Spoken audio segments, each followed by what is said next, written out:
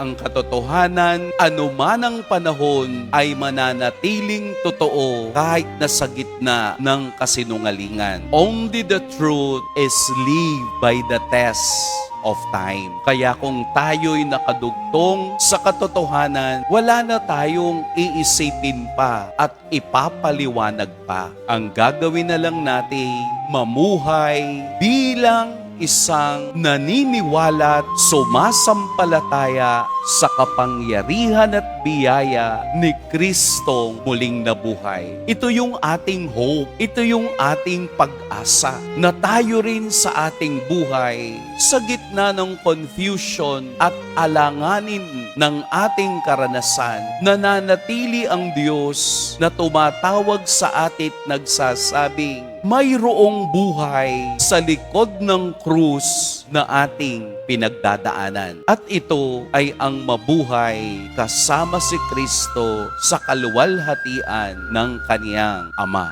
Amen. Mag-iingat po kayo ngayong araw. Pagpalain tayo ng poong may kapal.